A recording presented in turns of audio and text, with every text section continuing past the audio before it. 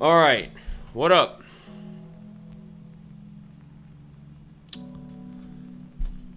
Holy crap. All right, I didn't even see we were ripping. And we just took out pre-market highs. Right? Yeah, we did. All right, what up? Wow. All right, well, damn. Holy. We just took out pre-market highs. All right, so yeah, we did. All right. In the meantime, what time at 33? Right. We'll wait for that 15-minute range to set. I'm gonna go through the different time frames. So hourly chart looks pretty bullish, just consolidating up there on the 200. Meantime, what time at 33? We'll wait for that 15-minute range to set. Took out pre-market highs. Different time frames. Right there. So chart looks pretty bullish. Just consolidating. Still holding. Let's see what this thing does. 15-minute bullish, pretty much. Well, see how this 15-minute candle closes, but and last is the 5-minute. Let's see what this thing does. This 5-minute candle closes in about 30 seconds. So it took out pre-market highs. Bullish, pretty much. Let's mark out the top.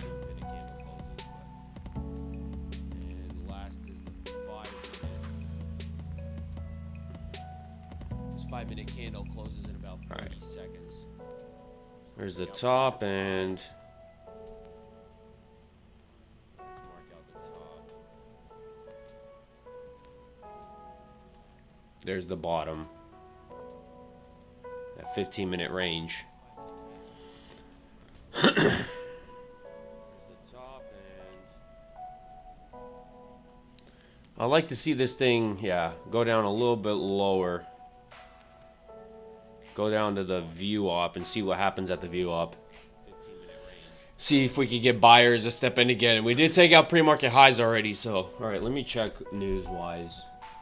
I like this news. 9:45 PMI yellow folder. Trump is at 2 o'clock.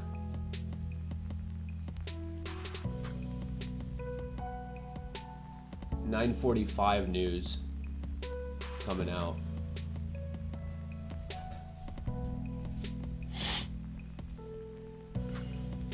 Held that 200.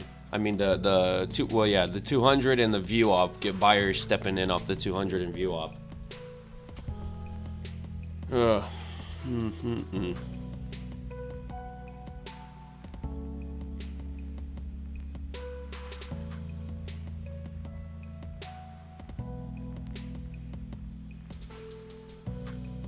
Need a little bit more structure here.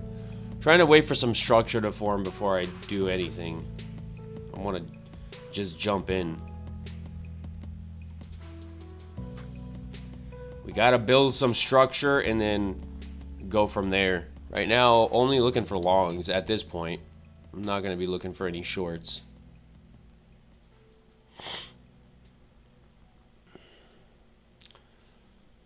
Maybe we see what happens if it does break out of this 5-minute range.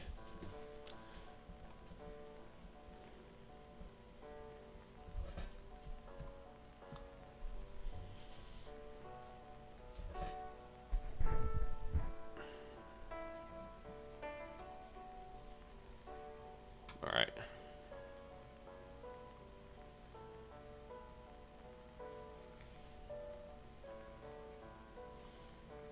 still stuck in this range. We may wait. The news is yellow folders. I don't think the news is gonna do. It's not gonna do much.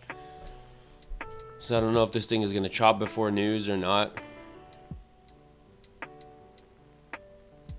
Do we have to pay to join you in trading? No. What do you mean pay?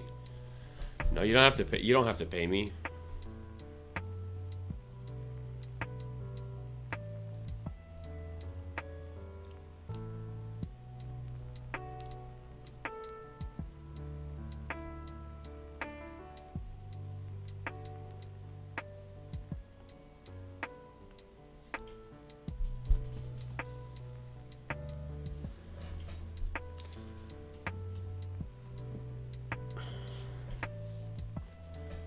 Alright, still haven't formed any sort of structure. Pretty much I'm waiting for some structure to form above the view op and then break out of it. We got structure up here. So, I mean, if this thing breaks out of this 5-minute range here, I would potentially look for, you know, a setup above that, but as long as it's down here, maybe if it starts forming structure down here, that's also interesting. But as of now, I'm just kind of gonna be waiting for that. We got a couple more minutes till news.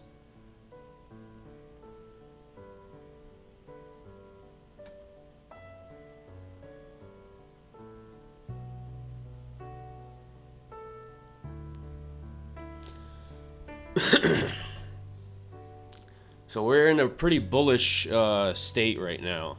So I've been not looking for anything short. Unless this thing starts breaking view op. If this thing starts really breaking view op and dumping to the downside, then I'll start looking for shorts. But as of now, there's no reason for me to look for shorts.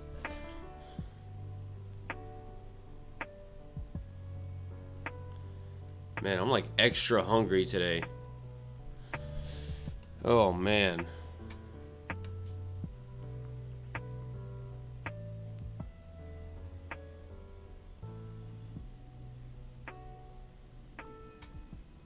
Hopefully this thing doesn't just chop. I don't know.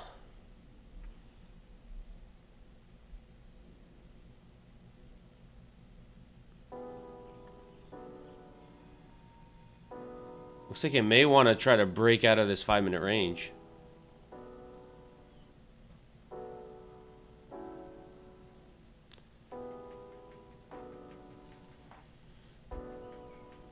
You think we're going higher? Also, we have Trump speaking at 7. Is this 7? I thought it was like... Well, 7 your time, I'm guessing you're saying. Yeah, we could go higher. You have to keep in mind that we have taken out pre-market highs already. So pre-market highs have been taken out. So this thing could go lower. You're kind of in an iffy state. Now, if it starts breaking out and displacing above this 5-minute range, that's a different story. But we swept it, so we could go lower. This thing could start breaking view op. That's a possibility. It could start going for some lows down there. So you really don't know until, you know, something actually happens. That's what you have to do kind of as a trader. You have to react to what price is doing. Not trying to necessarily predict. I mean, you are making a prediction, but you wait for price to do something and then you put yourself, you know, in the best possible spot for a trade. And you're just reacting off of what price is doing already. So like right now, we're right at view op. So this is an area where price is very balanced. So either price buyers start coming in and we start pushing back up, or price starts dumping through view op and then sellers start taking control.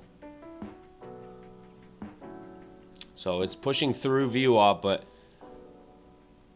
seeing if it could displace through view op.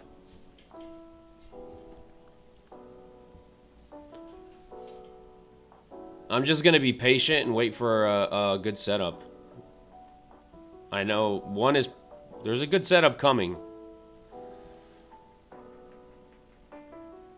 7 Pacific Standard Time for me. All right, what time is it for me? I think it's like 2. Or wait. Hold up. Yeah, 2 o'clock. It's 2 o'clock Eastern time. But yeah, you got to be careful when Trump is talking, because if you're going to be trading during that time. No, 2 o'clock. Right now it's... right now it's... Oh, 2 minutes till news. Yeah. 2 minutes till news. Trump is at 2 o'clock, so it's 10... What? It's 9:45. So there's... I'm not even going to be trading when Trump is talking, so... I'm going to be off the computer by then. Done trading already. Silver ripped. Nice. That's the goal of trading. Catch a good trade and walk away. You don't have to sit there and try to, make more money. All you need is one good trade, one good setup a day. That's all you need. You don't need to sit there and try to catch a million different trades, What's the bias? As of now, I'm bullish. As of now. Now, bias could change, but right now I'm bullish. All right, 1 minute till news.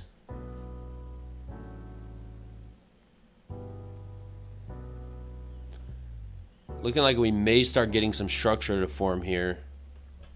The problem is that we've already taken out pre-market highs, so I'm thinking I'm gonna wait till this thing starts breaking out of the 5-minute range and displacing. I think for me that's the safest bet.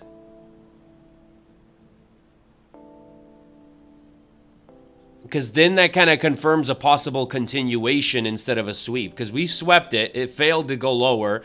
So once it breaks out of that high and displaces, then I can catch the retest of that displacement. So that's the plan as of now.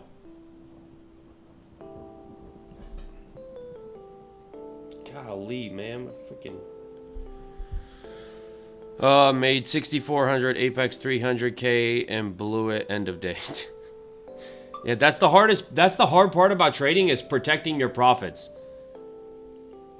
Like, catching a good trade is not the hardest thing in the world, right? But protecting the profits that you make, that's the hardest part. Not going on tilt when you catch a bad trade, like when you have a losing trade, or not going on tilt when you're going through a losing streak, because that will happen.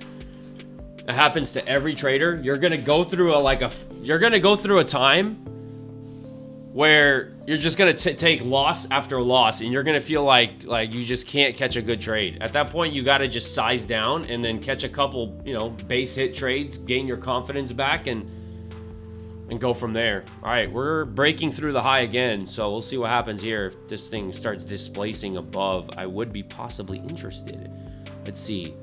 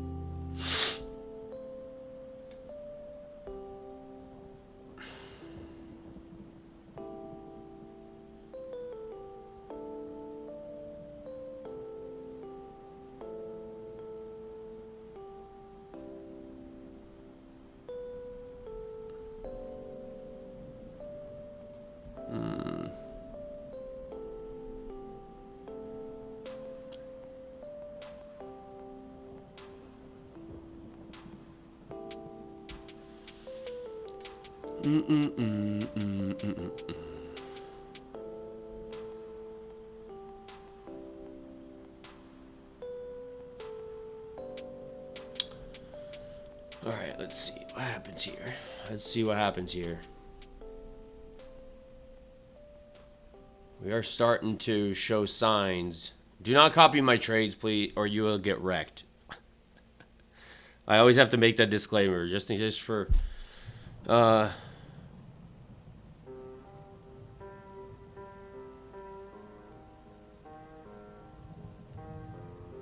Let's be friends. Let's be friends. I'm down to make friends.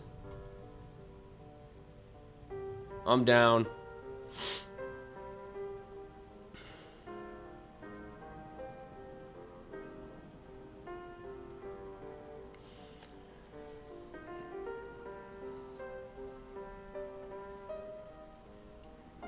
All right, here's the displacement. Let's see what happens here.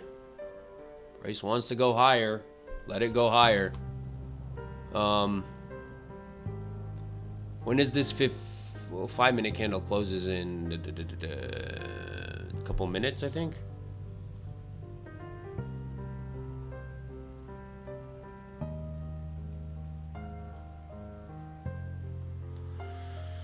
All right.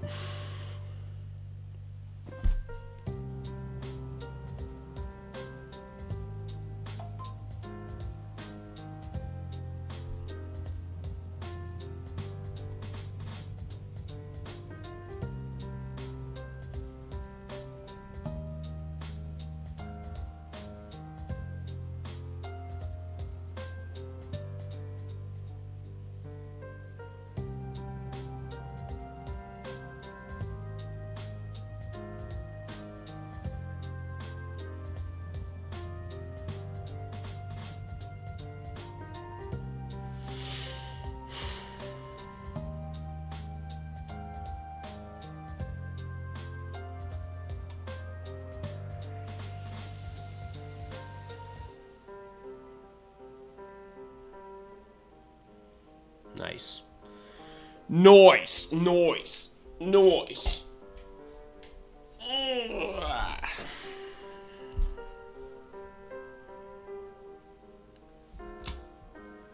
Really?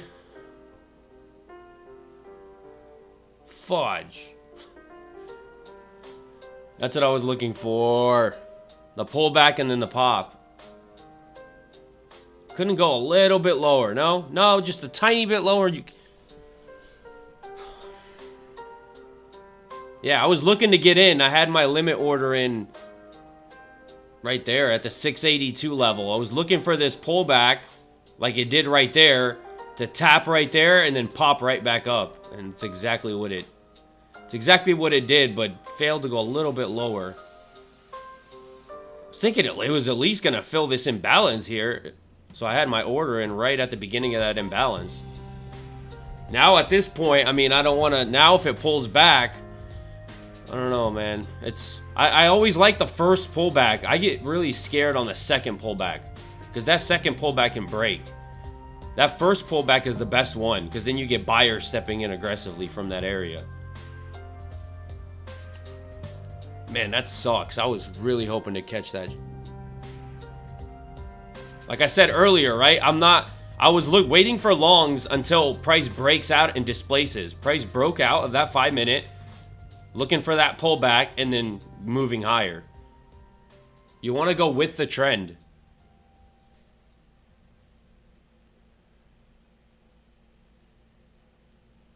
I guess that's just a part of trading. You want to get that retest and price comes super close to filling you and then just rips without you. Look at that. That would have been an amazing trade right there.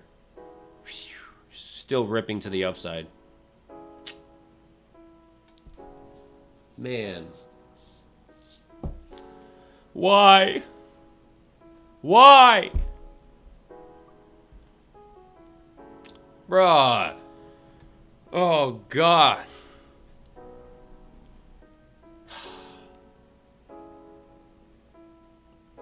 That hurts. That hurts. Just got the door slammed right in my face. This is like you walking up to the car, and you know how you walk up to the car and they move forward a little bit, and you'll try to open the door and they'll go forward. It's exactly what the market did. You got a limit order, it comes super close to your limit order and just takes off without you, like teasing you. Now what I have to do is I have to wait for this thing to pull back, right? Because obviously I'm not getting long up here. So I have to wait for this thing to have some sort of a pullback, some sort of a structure again, and then wait for it to break out of that structure. Like pretty much what happened here. Same thing what happened here. I have to wait for that to happen again, but I gotta wait for that pullback. I mean, I could try to do the retest the second time, but like I said, that second time is lower probability, so I really don't want to take a trade just to take a trade.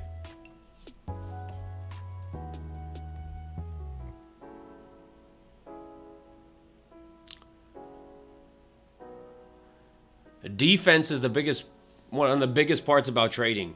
If you miss a trade, you don't chase it. You wait. I mean, you just move on to the next trade. You can't chase it, because if you chase it, there's going to be that, it'll work sometimes, but then there's going to be other times where you chase it, you're going to literally buy in at the top and get stopped out for a massive loss, and then you're going to be beating yourself up about it. So it's really not worth the profit that you're going to make, because in the end, it's not, it never works out if you keep doing that.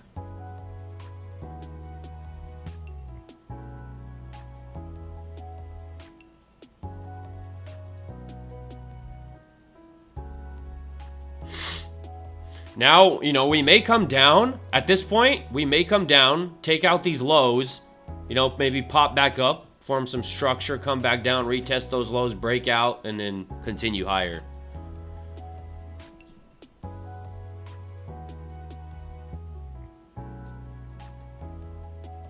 Which would you prefer, take profit or Apex? They both have their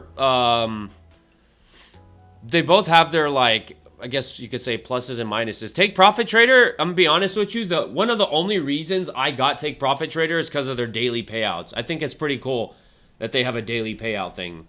So when you get past the buffer zone and you can start requesting daily payouts. You make $400 yesterday or $500 or $1,000, you can request a payout. They do have a profit split. Apex, you keep the first $25,000. So the first $25,000 is yours. There's no profit split with Apex. Apex, you're able to scale more accounts. Apex has an intraday trailing drawdown. Well, so does Take Profit. So, Apex is, right now, Apex is cheaper. The sale, actually the 90% sale ends today. So let me make sure. 90% sale ends today, but they extended the activation fees. I believe till the 11th they extended it.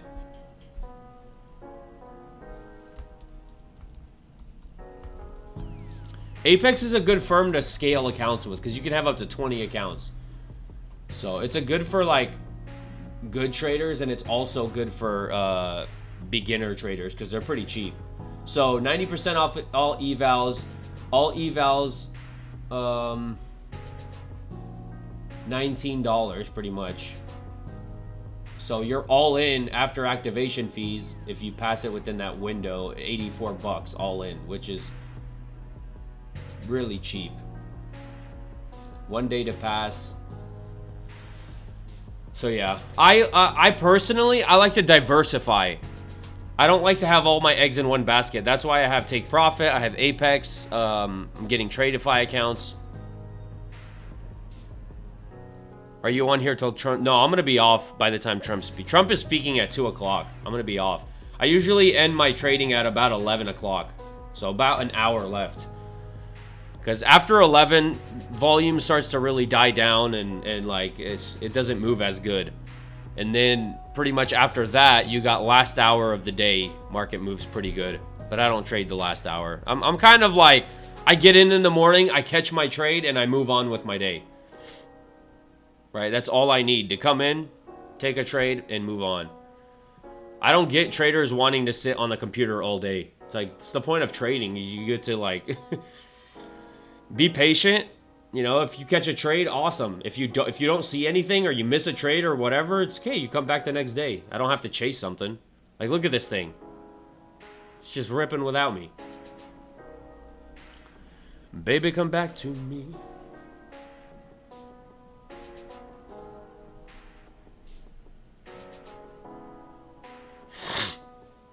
But yeah, you gotta pretty much find the time.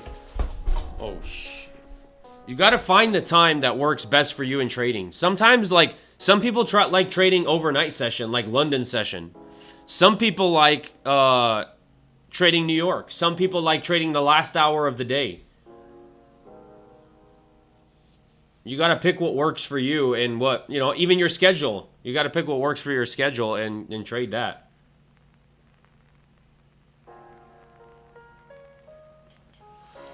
I was wrong. All right, come on. We got to have at least some of a pullback. Don't do this. Man, I'm trying to, like, what could I have, honestly, like, what could I have done better? I mean, there's nothing, like, I'm surprised that price didn't pull back into that imbalance. All I needed was a couple more points lower, and I would have got filled. That hurts, man. That hurts. Look at that.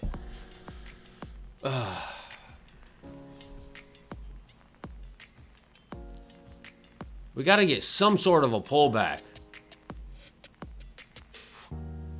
I mean, we got these micro breakouts, but I don't know. I don't really.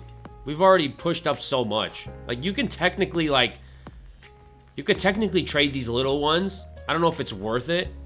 And you're at a point where it's ripped so much that at any point this thing can pull back. So it's kind of, it's a lot, obviously a lot better to wait for that pullback to happen and then take a trade.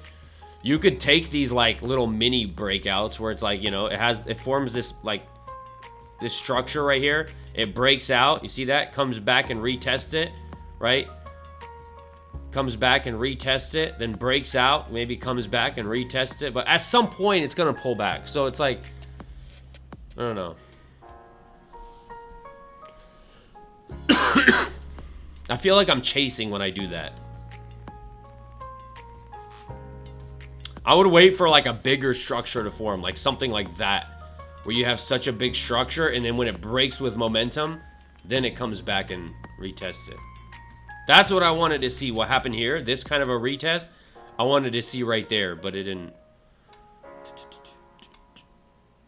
See, coming back and retesting that level. And what up? What up? Welcome. How you doing?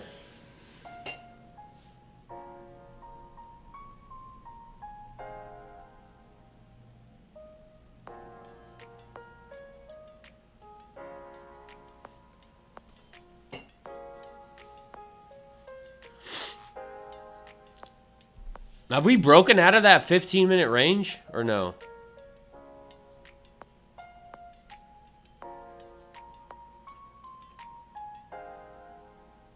Oh, we have. Wait. Oh, okay, yeah. Yeah, we have, so. A 15-minute pretty much aligned with a 5-minute range.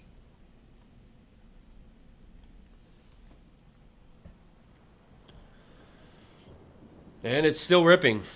See, there's another break and retest. Broke and retested, now it's going higher.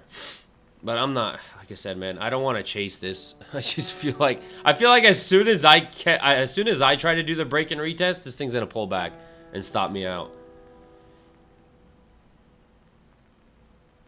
But it is a perfect way to trail your stop. If you're someone who uses trailing stop, that's a perfect way to trail your stop. Boom, first TP hit, stop below the lows.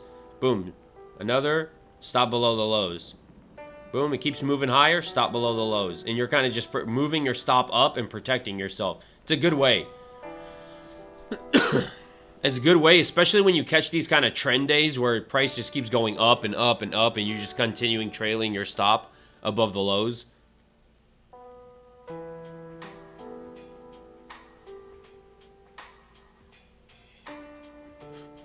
I just made my 400 bucks. I'm here to rage bait you. Give it all you got.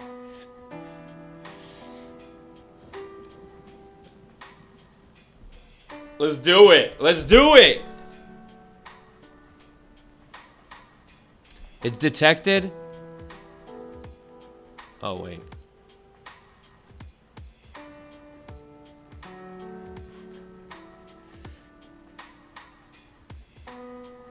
Come on. No, now.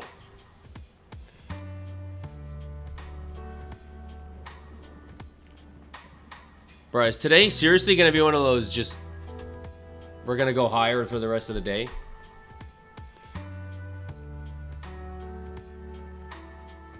What are you doing to me? I'm waiting for you to open a trade. I was super close to opening a trade, but trust me, I want to open a trade up too.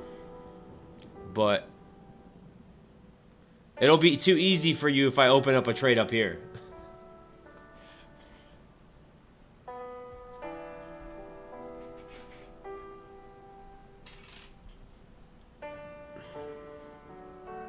Appreciate the rose. Thank you so much. Up 2,500 on one silver mini. Should I stop or quit? Should I stop or quit gambling? Yeah, you should quit gambling. A biggest part, listen guys, a biggest part of trading is knowing when to stop. It's this very similar thing like in a casino, right? It's like when the biggest part, like when people go to like casinos and stuff and they win some money, they try to win more and more and more and more and they end up losing everything.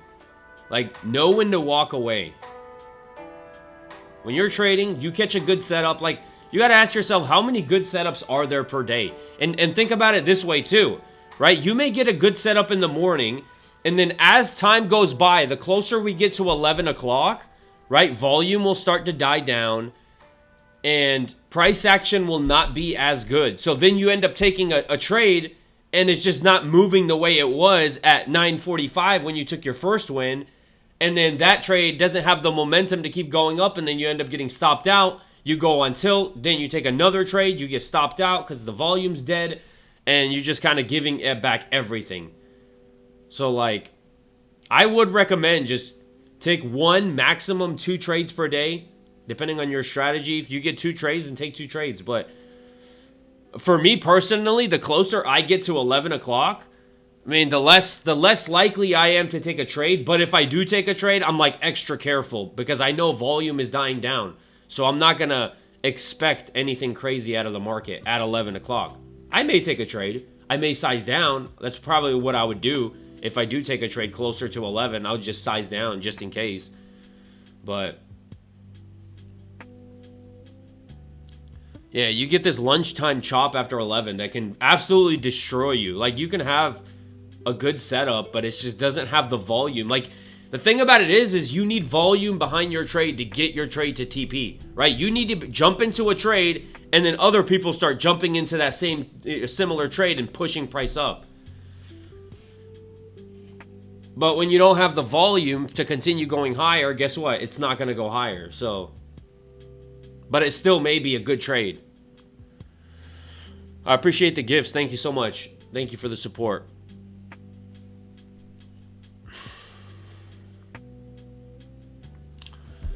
This market is throwing people off.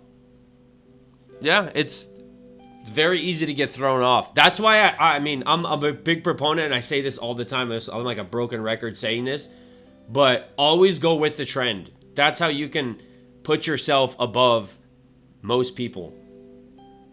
You put yourself with the trend, and you don't have to, like I was saying earlier, someone asked earlier when price was all the way down here, right? Right here. I remember exactly where we're at view op. Somebody asked, are you bullish or bearish? I said, we're above view op. I'm bullish. You look at pre-market, it's been pretty much, I mean, we had a sell-off pre-market. Price did have a little bit of a sell-off. It did have a sell-off, but, you know, ever since 3 in the morning, we've been ripping to the upside.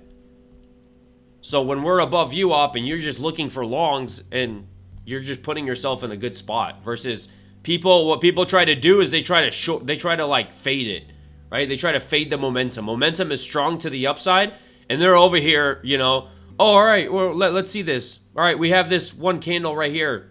This could possibly be a sweep, and they're trying to go short, and they're getting stopped out. All right, now it's going to pull back. They're trying to go short again, and they're getting stopped out. Like, because you're going against the trend. That's why that's happening. Hope there's going to be a retrace. Yeah, I'm waiting for that retrace. It's not. We may get, like I said, we may get at 10:30. A lot of times price does like to retrace at 10:30. So that 1030 mark could show a retrace. If not, I mean, shoot, I'm really hoping for some kind of a retrace and some structure to form in order for me to continue going long. Or if it would, if this thing would retrace and start breaking view up and displacing below view up, my bias would shift to short. Then I would only be looking for shorts.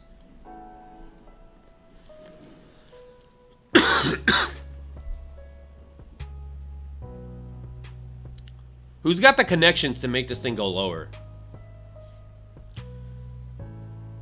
Does anyone's dad or something work at the, like a market maker or something? I need to build those connections. Did you take any trades today? I had an order in. So when price broke out of this structure right here, I said when we were kind of bouncing around in here, I said I'm only gonna wait for price to break and displace, and then wait for the retrace. And that's exact. I had an order in at, it was around 182. So right where my cursor is, I had an order sitting right there for price to retrace, and it just like came a couple points away from filling me, and then just ripped to the upside and just left me behind. So I never got filled. I got super close to getting filled for the long, but didn't get filled. I thought it was going to retrace at least into that imbalance and just tap into it and then run, but it is what it is. So yeah, I didn't end up getting into that long. Kind of missed that trade, but it's... So now at this point, I'm waiting for this retrace, possibly back into, maybe take out lows down here and form some kind of structure to break out of it, do that same thing it did like right there. I'm waiting for that to happen, but with a retrace. It's just looking like it's starting to die down, so we may be getting a retrace here very soon. You can see structure, right? They're failing to take it higher, which is a red flag. When we kind of made that high, pulled back, tried to make another high and failed to make that high. And then look at this candle. So a lot of sellers are trying to step in. So now we may start getting a retrace. Now if it starts breaking below that kind of this level here, if it starts breaking below it, retests that as resistance, we could start going lower.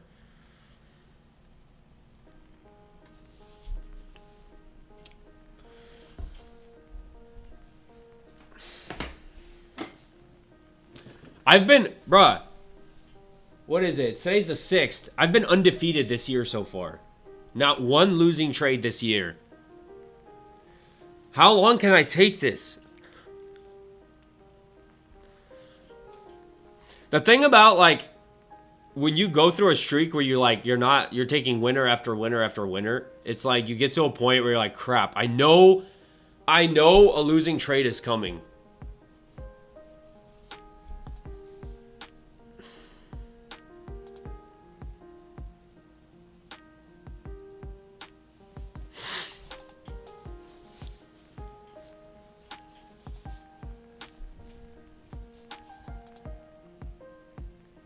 All right, let's see. Where are we on higher time frames? I haven't looked at the higher time frame. We're above that 200, definitely on the hourly chart. So hourly chart, we do have a high up there. You see this wick up here. We do have a high you got to watch out for. We're above the 200. So initially, we kind of had a pullback, 945. We pulled back, retested that 200 level, and then ripped to the upside. 15-minute chart.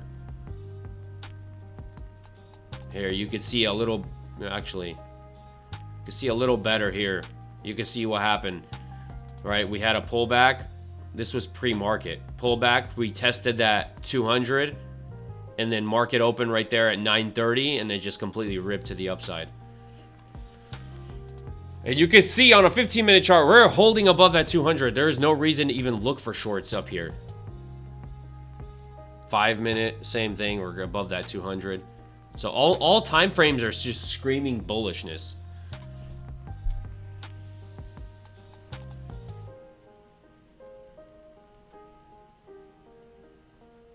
And you can see the structure starting to change here. It's having a hard time continuing up. Sometimes if I win a couple days in a row, I take a day off to reset my brain. Yeah, that's not a bad strategy. That's not a bad way to. Or what you can do instead of taking a day off, you could just size down. A lot of people do that, especially like professional traders. I've heard stories, where when they have big winners, a lot of times they have a big loser after a big winner. So a way a lot of like professional traders do is they end up just sizing down.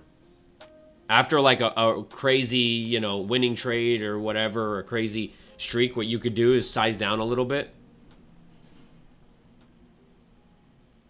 And just kind of like just reset that way. Or you could take a day off. That's a good way too. Just take a day off from trading and just have like a mental reset and then come back. And then you're kind of fresh again. Whatever works for you. But definitely that's something that you're doing that a lot of people have a hard time doing.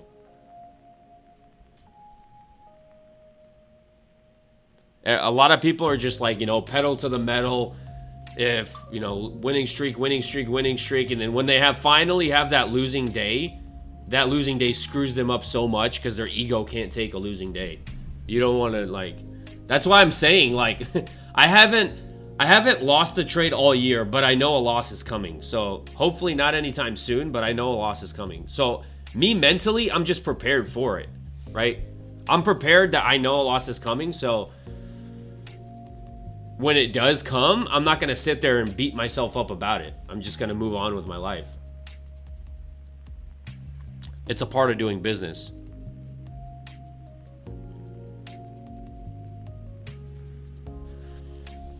I mean, hopefully, like I said, hopefully I can continue this streak. And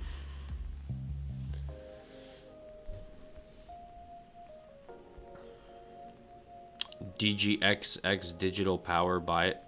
I don't trade individual. I just focus on NASDAQ. I don't trade individual stocks or anything.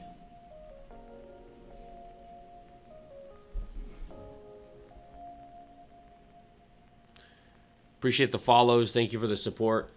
You guys are awesome.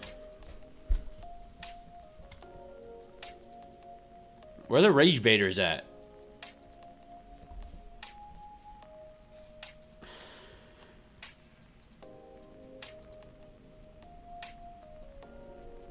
Where are those conspiracy theory dudes at?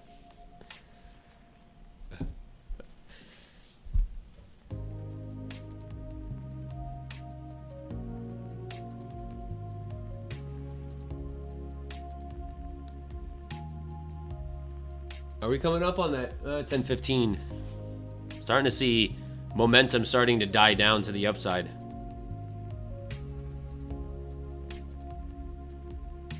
Let's get it.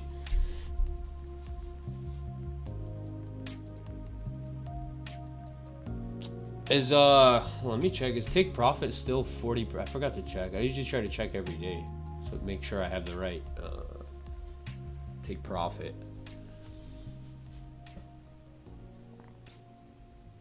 Yeah, 40% off.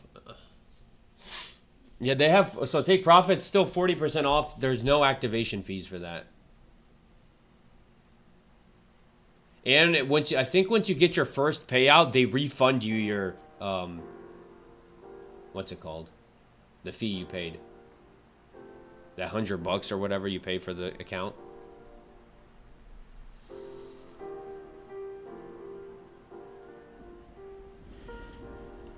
All right, man, come on, don't do this. Now you're one, like if it, I'm like, no, I'm not gonna do it. I'm not gonna.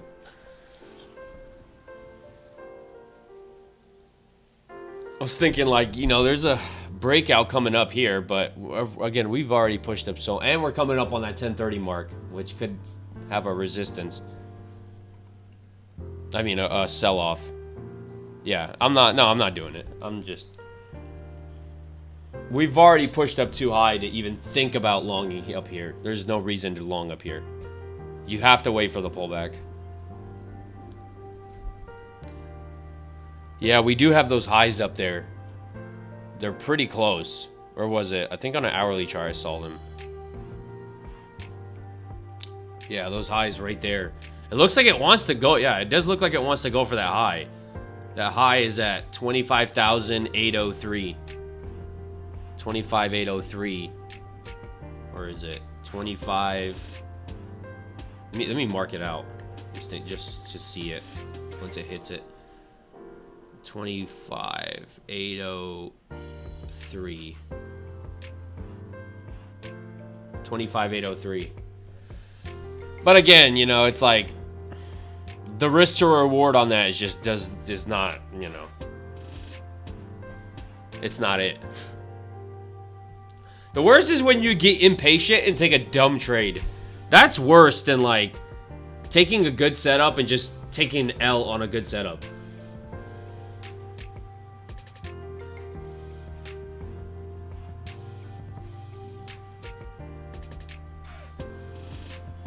I remember when I started trading, bro, I was the most impatient trader of all time. I'm sure everyone goes through that. But bro, I could not come into the market and wait 5 minutes without taking a trade. It was like, for some reason, it was such a difficult thing for me to do, to just sit there and not take a trade. Like, I would come into the market would start moving up, and I would be smashing that buy button. And there's like, yeah, sometimes, you know, sometimes it worked out, but then other times you would just like get destroyed. You would just get stopped out and stopped out and stopped out because you're constantly chasing. Like, you don't have a strategy. You're just chasing price. That's all you're doing. And it doesn't work long term. It may work short term. You may get a couple dopamine spikes and think you're, you know, think you're the shit, but it ends up coming back and biting you.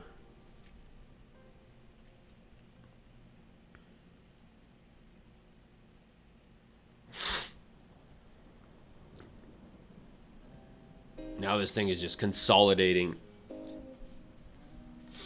I'm wondering if this thing starts, you know, dumping at 10:30. I think we get a sell-off at 10:30.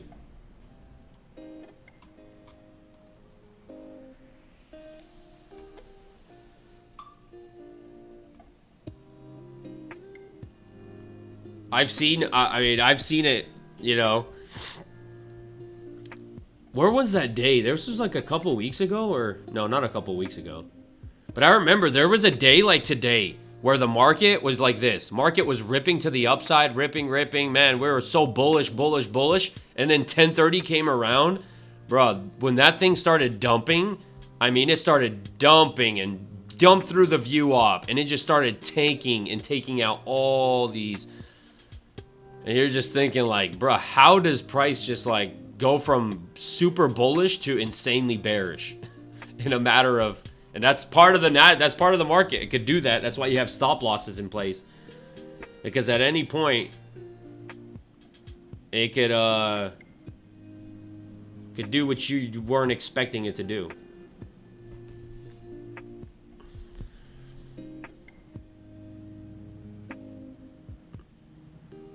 Sellers are looking like they want to start taking over.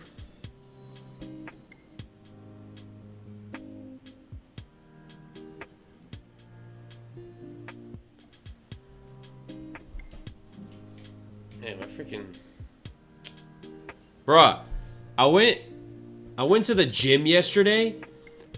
I have never seen the gym so freaking packed. I'm talking the whole parking lot was packed. Every single machine was taken. Like, I've never in my life seen the gym so freaking packed. It was insane. Why do, like, I understand, like, I respect people doing, like, New Year's resolutions and, you know, going to the gym, trying to do something different. But, like, you know, most of those people are just going to stop going after, like, 2 weeks or a week.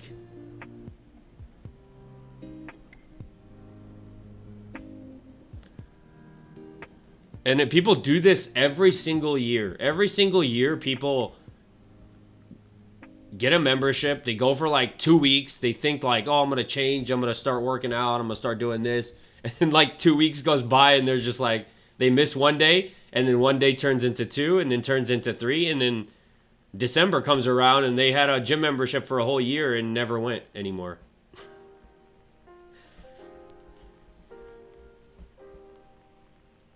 Studies show people will stop after a month. Is it a month? That's actually longer than I expected. I was thinking like 2 weeks.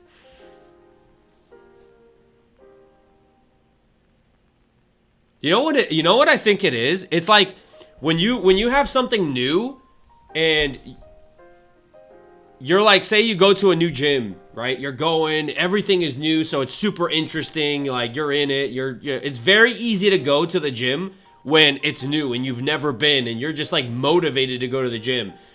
But when you give it like a month and you've been going like almost every single day, and then there's a day where you're just like, man, I don't feel like going anymore. It's not as exciting as it was in the beginning when everything was new. It's not as exciting anymore. And then that's where discipline comes in. That's when, where the people start, the people that are disciplined keep going, and the people that were doing it just because it was a new thing to do. It was just like the popular thing to do in the new year, right? Is get a gym membership. Those people that don't have the discipline just fall off. And I think that's a major thing that separates, like the successful people, not just gym wise, but anything, business, anything you do in life. That's what separates the successful people from the people who are constantly just trying new things and falling off. It's discipline. Because no matter what you do, it requires discipline. You even look at somebody that you would think has like a dream job, right? Say somebody who plays in the NBA or plays in the NFL. You would think like they have a dream job, right? They like playing football, so they get to wake up every single day, go to practice, and they get to play football. But the reality is, most days they probably do not want to play football, because when you're forced to do something, even when you like to do it, when you have to, over time, you start to not want to do it as much. You have to force yourself, you have to discipline yourself to do it, even though it may be something you like to do. And that's when discipline comes in with anything you do. Discipline will always come in. And if you don't have that discipline, you end up being the person who tries something and, you do it for a little bit and then you fall off. And you try something else and you do it for a little bit and fall off. Meanwhile, the other person tried that same thing, but instead of falling off, they continue disciplining themselves to stick through it. And now that person's super successful in that. And you're still that person that's consistently just trying new things all the time. And I'm not, there's nothing wrong with trying new things, but you need to have that discipline to stick to it. And here's the crazy part. There's a part of your brain that it only gets stronger when you force yourself to do things you don't want to do. And it's a weird thing. It's exactly like you look at David Goggins, right? He's a perfect example of that. When you force yourself to do something you don't want to do enough times, you almost get like an enjoyment off of forcing yourself to do things you don't want to do. You almost get an enjoyment from discipline. It's a weird thing that happens. And that part of your brain only becomes stronger. And the key thing for it to become stronger is it has to be something that you're forcing yourself to do that you don't want to do. If you love going to the gym, it doesn't get stronger. But if you hate going to the gym and you force yourself, it becomes stronger. It's crazy. Nice. Inactivity detective. That's like me and Uber. I love driving, but you really see how people are. Yeah, it's anything. It's crazy because with anything, you need discipline. No matter if you like to do it, there's going to be days where you don't want to do it. 100%.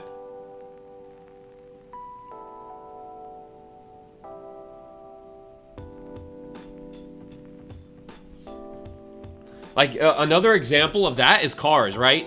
People fix cars. A lot of guys work on cars as a hobby, right? Maybe they have an office job and after work, you know, they work on their car. It's a hobby for them. As soon as you get that hobby and you turn it into a career, that's when like you don't enjoy it as much. That you have to start disciplining yourself because you're doing it every day. So you're not enjoying it as much as when it was a hobby.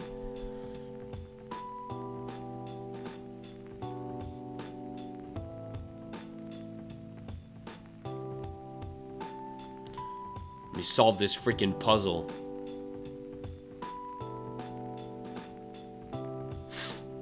And then see what the market's. I actually haven't looked at the market. Dang.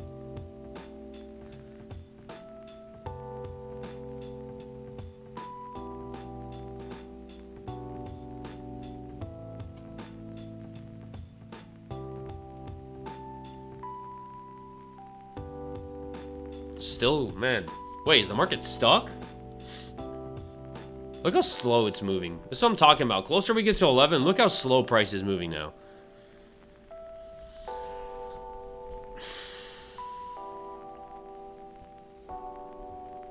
Actually, today's... If I end up not taking a trade today, today's the first day that I didn't take a trade. Like, normally I take at least one trade per day. Today's like the first day where I just did not... I missed... It didn't fill me and didn't end up taking a trade.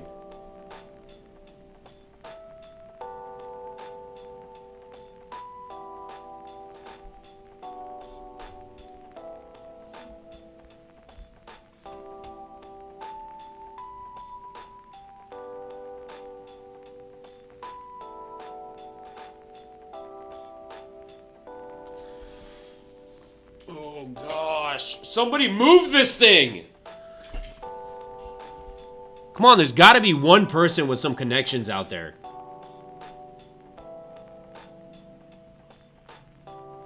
What do I got to do to make this market move? I wonder if you can...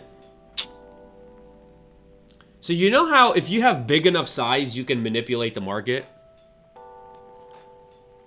Is it illegal if you were to... Let's just say you had a bunch of money. And you had two different brokerage account. Like you had two different accounts, right? You had one account with a crazy amount of money and another account with a crazy amount of money. I wonder if it's legal to say you manipulate price. Maybe you cause price to go lower. You manipulate price and then end up buying it on the other account. So kind of, I guess it's a form of hedging. Not really, though. But then again, you can't manipulate price. If they find out you're manipulating price, then yeah, that's illegal. So, but there are ways that they do it that makes it not like.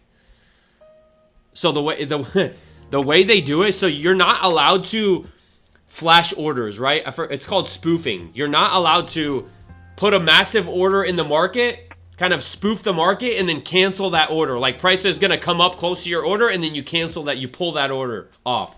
Like you can't spoof the market.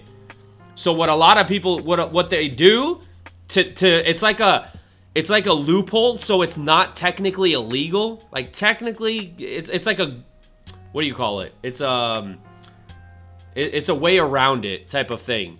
So instead of placing one order and canceling it and spoofing the market that way, which is illegal, what they do is they stack orders. So they'll have, instead of one big order, they'll have a bunch of smaller orders stacked on multiple levels. So price comes in and it taps the first set of orders and then they'll cancel the rest of the orders. Is what I heard some of them. Like there are ways around like stuff that is technically illegal in the market, but there are ways like around it that they do. I don't know how true that is, but I heard that that's what they do.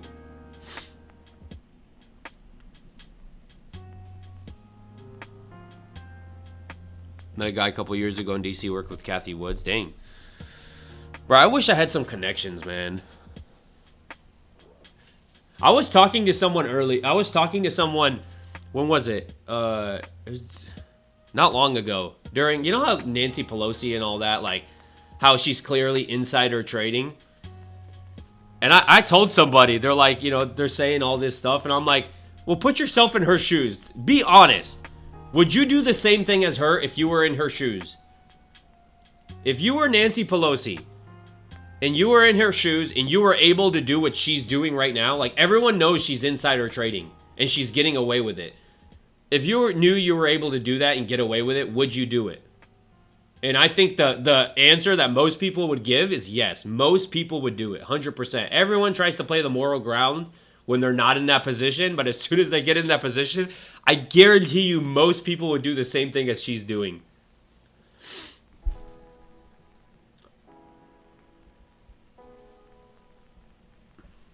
Don't buy, don't sell, have a beer. Yeah. It's a little too early for that, but maybe in the afternoon. But yeah, it's a good this thing is looking like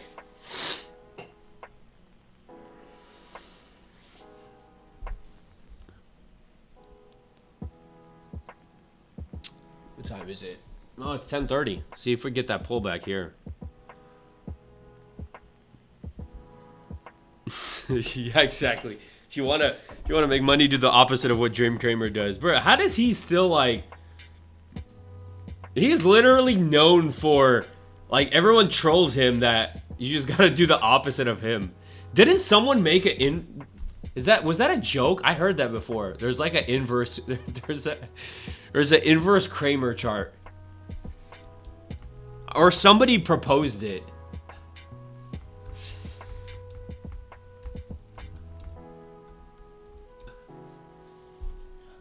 There is! No way! Wait.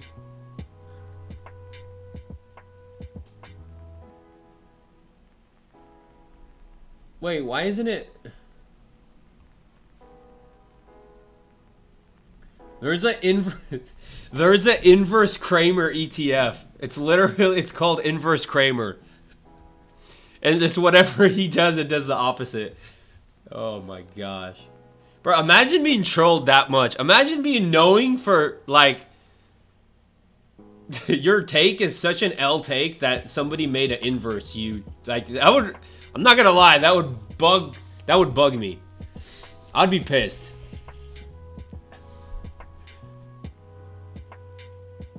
I'm trying to figure out what's the chart on it. It's giving me, oh wait, it's a mountain chart. Let's go to a candle chart. No, line chart.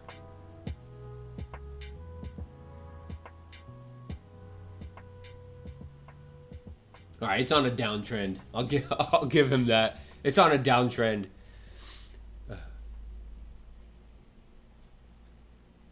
That's so funny, man.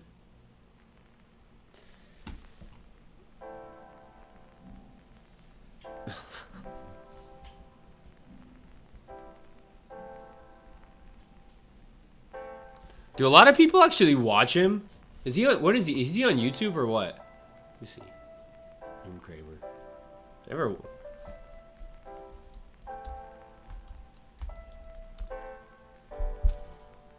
Yeah, he is. Wait. Mad. Oh, his Mad Money, right? Yeah, that's what it is. Mad Money. Why's he got to be mad about it?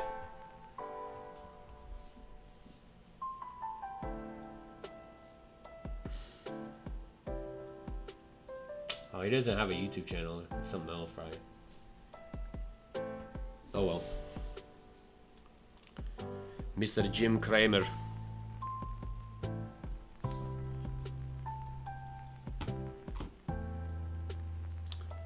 I think he actually does. I think he does from the. He does it from the actual in New York, like the stock market in New York. That whatever that building is that everyone goes to.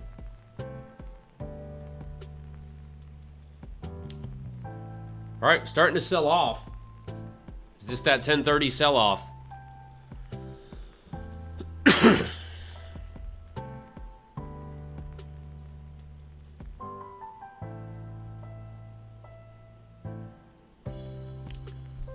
Starting to get a pullback.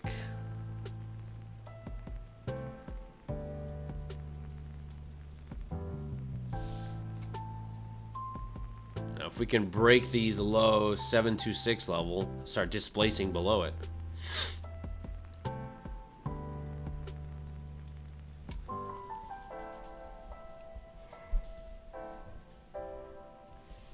Wait, I gotta make sure, bro. That one time, I gotta keep an eye out on my freaking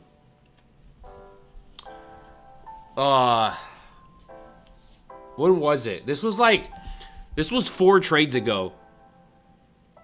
Or I forgot how many. This wasn't that long ago. But what happened was I put a limit order in. Price comes super close to my limit order. It looks like it tapped it, but on my screen, I never got filled. Like, it didn't show that I was in a position on my screen. So I just didn't think anything of it. I'm just like, all right, I missed the trade, right? It came super close to my entry point, and I end up missing the trade. I'm like, all right, whatever. I cancel the order. I'm sitting there, right? I'm live streaming, whatever. And then I end the live stream, and I go to exit out of my copy trader, and I notice I'm in a position. I'm in 4 freaking positions. Or no, it was 3. Three positions I was in. I'm like, what the... How am I in a trade? And what ended up happening was, I don't know how that happened, but I guess it tapped my limit order, and some of my accounts got filled, and some of my accounts didn't get filled. So because my main account didn't get filled, I still don't understand how, if, like, the whole point is it's a copy trader. So when my main account gets filled, the others get copied. I don't know how that happened, that my main account didn't get filled, but every other account, like 3 other accounts. So I have 7 funded accounts, and 3 of them got filled. And it ended up going all the way to my take profit area, but I didn't know I was in a trade. So by the time I knew I was in a trade, I was a little bit in red already when I was logging out. I'm like, oh my god. So now every time it comes super close to my limit order, like, I gotta make sure I didn't get filled on any positions. That's just like, I'm saying that for you guys to be careful too that use a copy trader. Like, anytime it gets very close to your limit order and it looks like it, always make sure that it didn't get filled on any accounts, because it can fill some accounts and not fill other accounts. I'm glad it was only like 3 accounts. I mean, I wish it would have filled all my accounts, but it's a lesson learned. That now I'm like, that's why I was like, oh crap, I gotta make, because I remember earlier I came super close to my, but I never checked. All right, it's failing to go lower.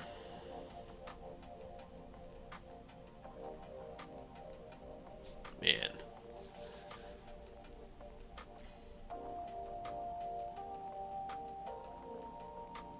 It may be soon to just, you know, call it.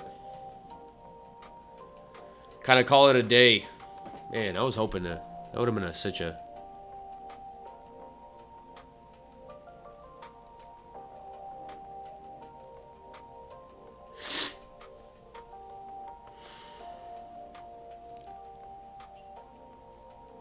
Uh-oh.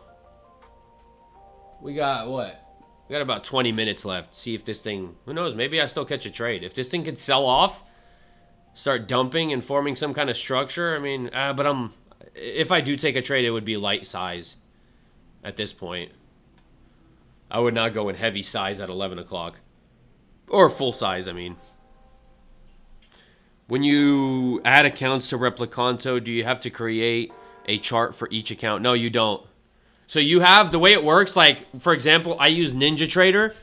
You have what's called your main account. Let me see, what is it? What's the actual leader account? It's called a leader account, right? So you have your leader account, and that's the account that you have on your chart. So for example, if I have this Apex account, you know how your Apex PAs are like numbered? They're like 15, 16, 17. So if I have my Apex PA 15 on my chart, and then on my Replicanto, on the leader drop down, I put 15. So it knows that that's my leader account, is what the account is on my chart, my actual chart. And then it gives you a drop of all of your accounts, and then there's bubbles on the side of each account, and all you do is click the side of each account, and the bubbles are going to turn green. And that means every green bubble, that means You take a place on your leader account, it knows that that's your leader account, and it copies it on all the accounts where you selected the bubbles. So it's very easy. You don't need a separate chart for each account. You just need one chart and Replicanto, and then it'll let you copy trade on all those accounts. Yeah, that would be a hassle if you needed multiple charts. And then there are so many different methods you can do. There are sizing ways you can, take a size on this account. You could take a different size on that account. And like, there are different settings you could use to do like dynamic sizing. So you're not, I personally place the same size on every account, but there are different methods you could use. There are so many ways you could do it. That's pretty crazy. Like if you want to risk less on certain accounts and risk more on other accounts, you could do that. Here, give me a second. I'll be back in a second.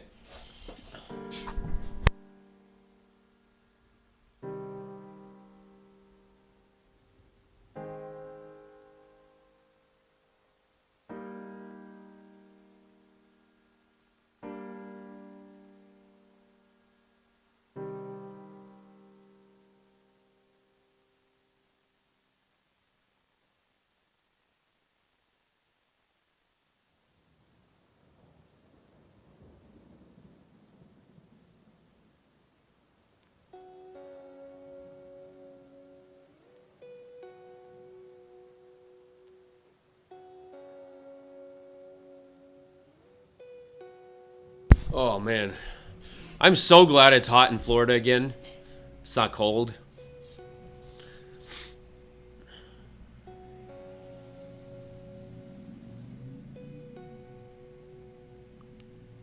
All right, breaking the lows again.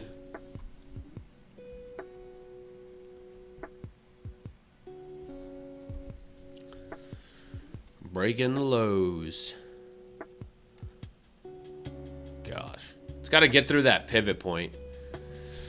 I think once it gets through that pivot point, it's going to have more.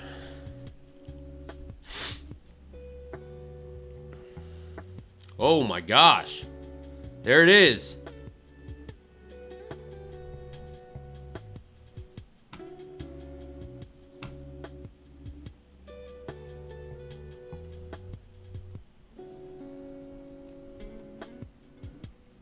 Just the sell off. Come on. Come on. Come on.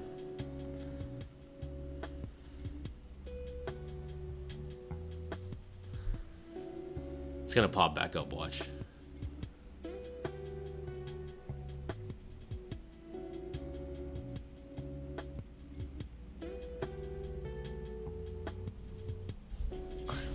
All right. Give me, man, hold on.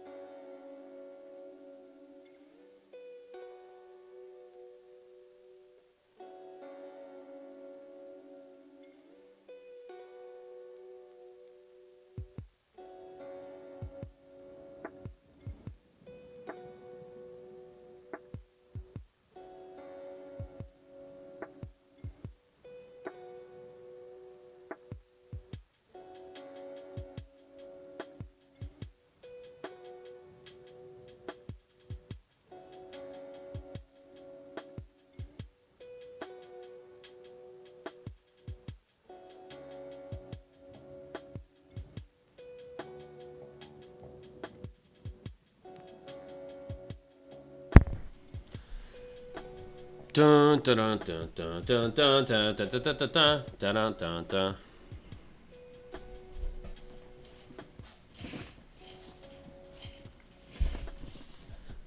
Let's get it.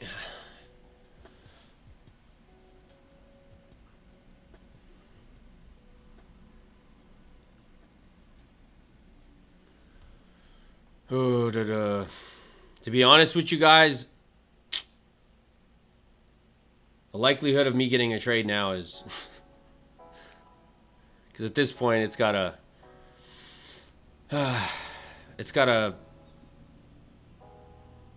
form, maybe sell off a little more, pop up, form structure, and that I pretty much got like 15 minutes left till 11 o'clock, so I doubt that that's gonna happen in 15 minutes. So to be honest, it may be best to just call it here. And just, unless you guys have any questions or anything.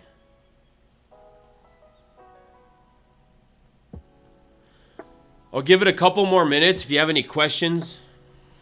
But other than that, I'll probably be heading out soon. I have to eat. I have to go eat and get to work.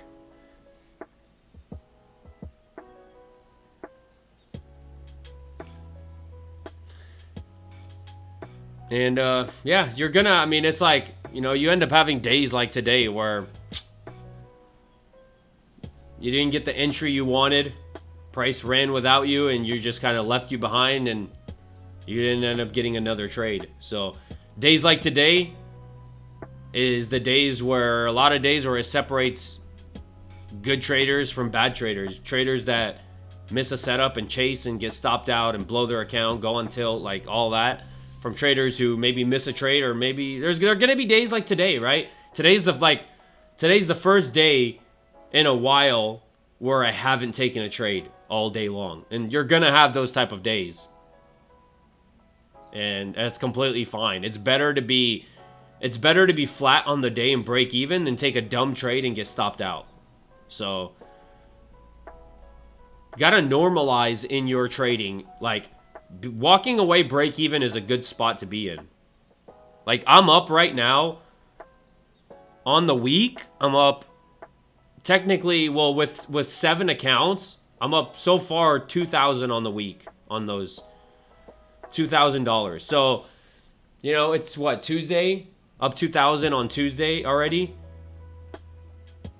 Oh wait, no, not, is it on the week?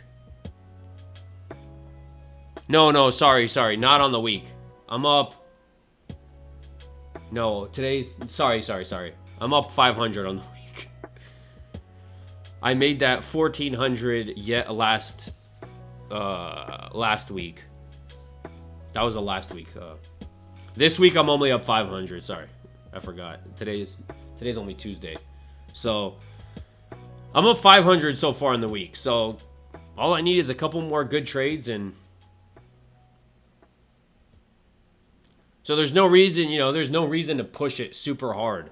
Especially when you have copy trading accounts. When you have 7 accounts like I do, like, that starts to multiply very fast. You take a $200 trade across 7 accounts, right? It starts to multiply pretty quickly.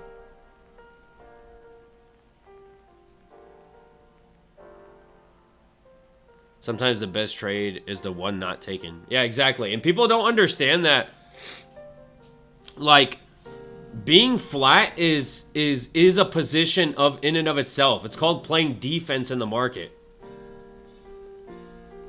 Right? It's like, you don't see, like, if you watch an NBA game, right? And the team that has the ball, you don't see the other team just like standing there going, all right, that team has the ball, I'm just going to stand there and wait. Right? There's a certain thing called defense, and that's exactly what they do. When you don't have the ball, you're playing defense. When you get the ball, right, you got the ball. You got control over the ball. And it's the equivalent. It's the same thing in trading. When you're not in a position, you are playing defense. You're protecting your capital. That is a position. Not being in a position is a position in and of itself. And you got to view it that way. Because if you don't view it that way, you feel like a loser if you take a day and you don't take a trade. You're like, oh man, I didn't see the market today. No, maybe you just didn't get any opportunities. It's not, you're not going to get opportunities necessarily every single day.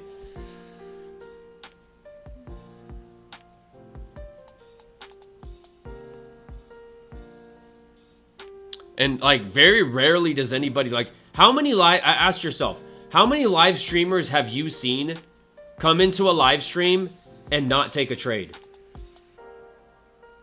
Right? Most live streamers won't do that. Freaking telemarketers. How many live streamers have you seen do that? Most live streamers will at least take, a couple trades, right? Because especially when you're live streaming, let's honest, you get way more viewers when you're in a trade, and that's just that's a fact. So a lot of them are there just to get viewers, right? I'm here to actually, I am live streaming, but I'm actually like trying to build up my accounts and take only good trades. I'm not trying to just take trades just to take trades. And when every live streamer is always in a trade, right? He's in this trade, he's in this trade, he's in this trade, he's in this trade.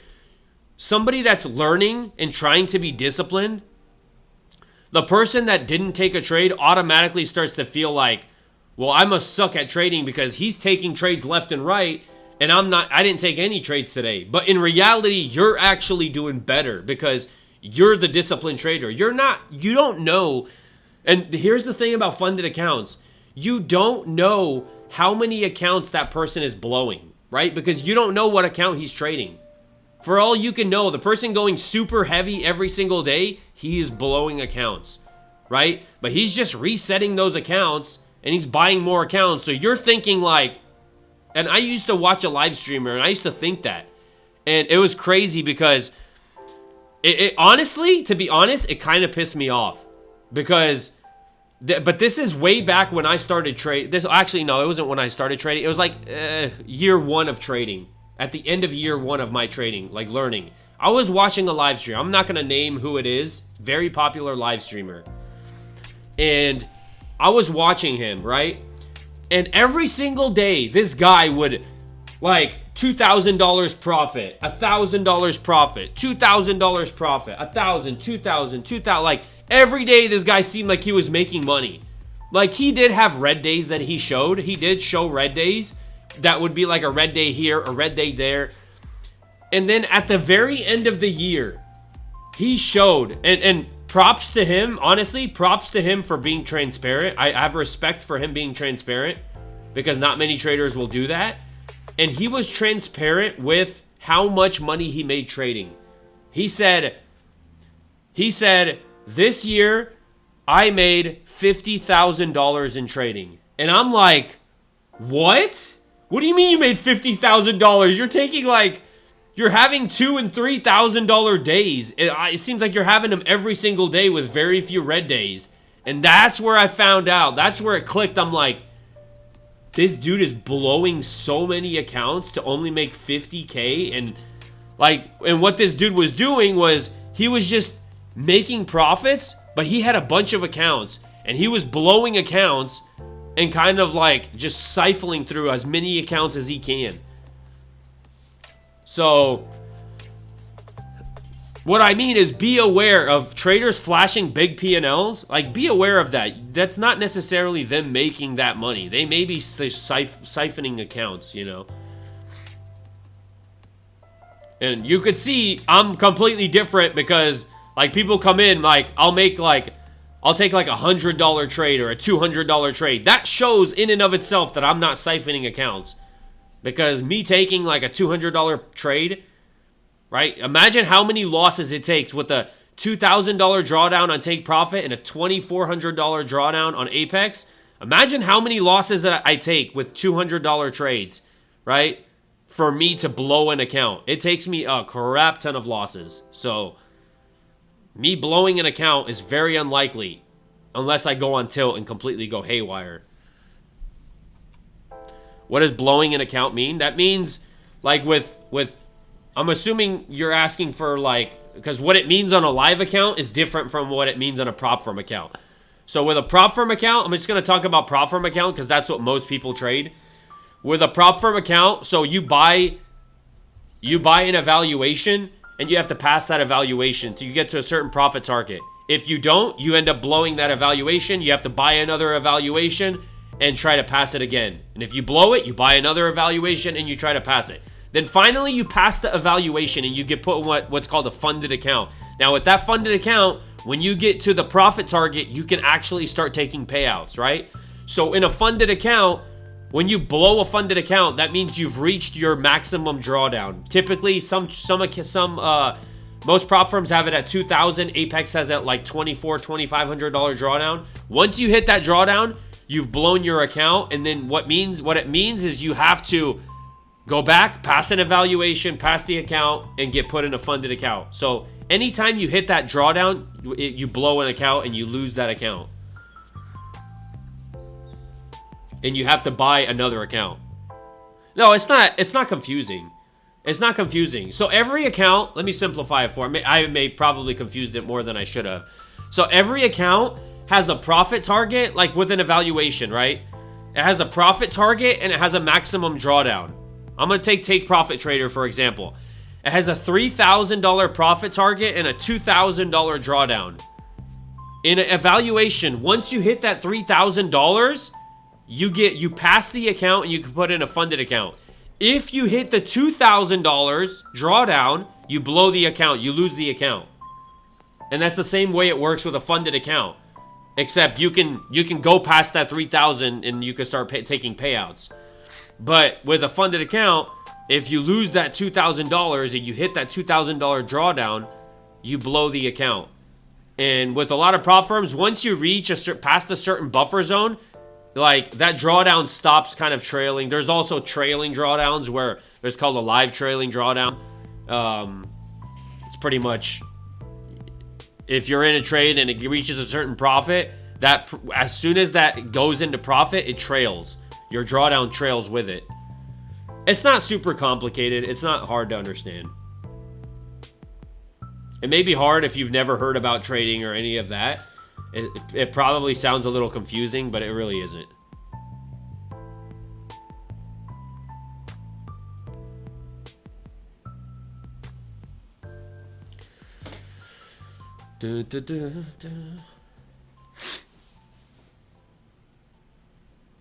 Yeah, I haven't ever traded. Okay, yeah, that's why it sounds confusing for you.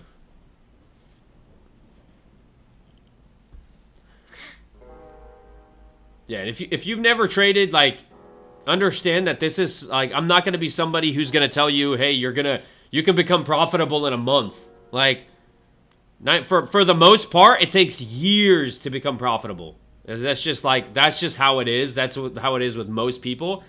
It takes most people years to become profitable or to reach any sort of profit. And that's not me saying you're like going to be insanely profitable. That's just beginning to be profitable. But, you know, it can be done with work and determination and grit and, like I said, discipline. Like even though I love trading, I love to come in and trade. Let's face it, there are days where I get up and I went to bed late and I don't want to, I don't want to trade. There have been days where I didn't come in because I was like, I'm just not going to trade today. And that does happen when you trade for a while, but you have to discipline yourself to, because I understand, I'm like, crap, what if today's the day where I was able to catch a good trade and I don't trade today? Or I don't at least come and watch the market.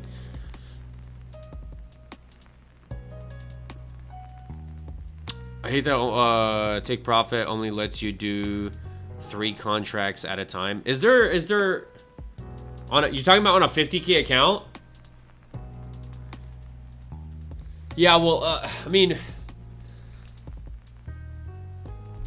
3 contracts, it's a lot. 3 contracts is a lot. If you're talking about minis, oh, even on a 25,000, that's even like, that's a lot. Because you're talking 3 contracts, that's with a 10-point move, so every little box is 10 points. That means with NQ, I'm assuming, I'm just talking about NQ, that would be a $600 move every 10 points. So you get in, right? You get in 3 contracts, and look at that. That candle opened up, hits 10 points, and you're up $600 already, which is good when it works out. But it seems like that's an easy way to blow up your account, especially with a $25,000 account. Your drawdown is even less than 2,000, right? Your drawdown is what? Your drawdown is like, okay, so you're talking about, yeah, because I was about to say 3 contracts with a 25. That's like, you can blow that in like 1 trade easily. If you're talking about micros, you're not limited to 3. Is it 3 micro? Let me see. There's no way, is it? That's why I usually tell people go with the 50,000. The 50,000 is the best bang for your buck, meaning like your profit target to drawdown, because you only have to reach a $3,000 profit target, but you get $2,000 in drawdown with a 50K. So with the 25K. So with a 25, when it says 3 contracts, that's 3 E-mini contracts. You can use up to 30 micro contracts. Yeah, so with the with a $25,000 account, you could use up to 30 micros.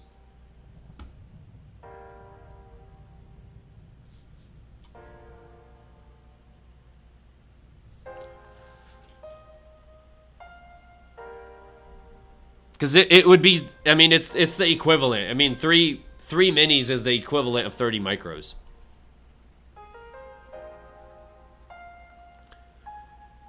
You can totally pass 50K account with only a few micros at a time, especially with Oh, absolutely. I passed my account using these 7 funded accounts that I have. I passed them only using micros. I did not use minis. And I passed them using like 4 or 5 micros, depending on the trade, right? Because especially when you get to a point where you're trying to pass 7 accounts at one time, and you've paid, you know, like, what did I pay? I paid $700 for those accounts for the evaluations or whatever, or actually less, because 5 of them are Apex accounts, so $500 probably.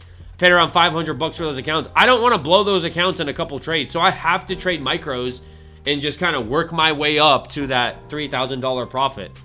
And that's what I did. I used micros and I passed 7 accounts. And now I have those accounts. I'm still using micros. Bro, I literally placed the order earlier for 2 micros.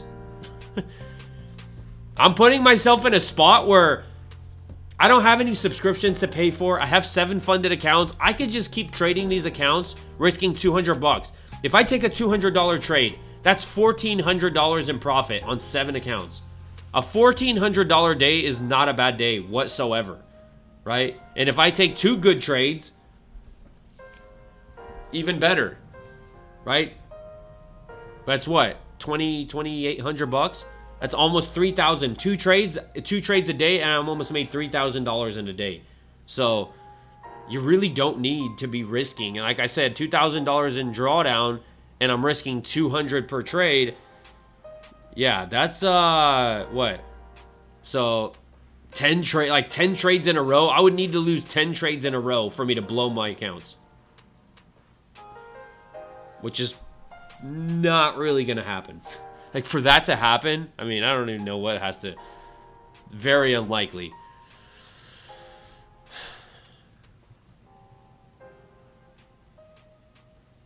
Oh, yeah, no problem. Glad I can help.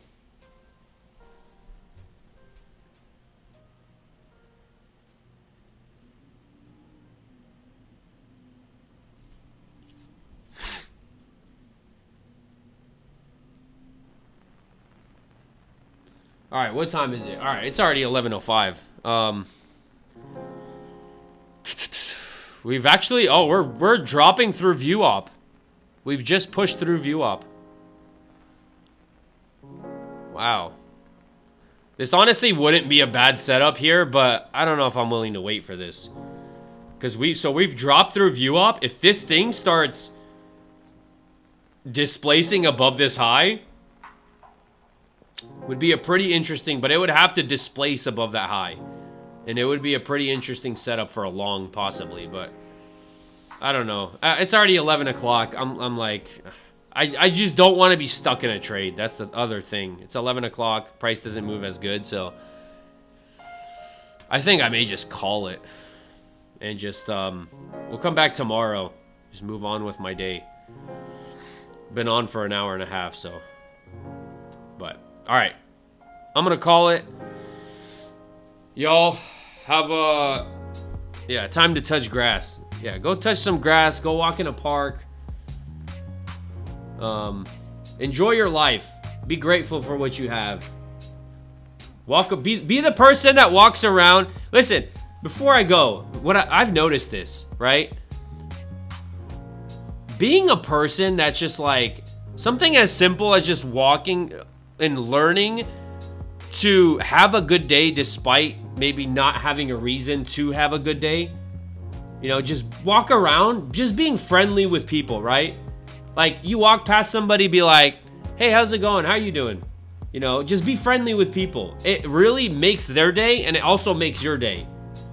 And it puts you in such a better mood. I know that sounds really corny, but like, it really does work. When you're just friendly with everybody, your day automatically becomes better. So, all that to say, have a good day. Enjoy life. Be grateful for what you have. And don't overtrade. And don't take any stupid trades. Other than that, I'll see you guys tomorrow. Peace out.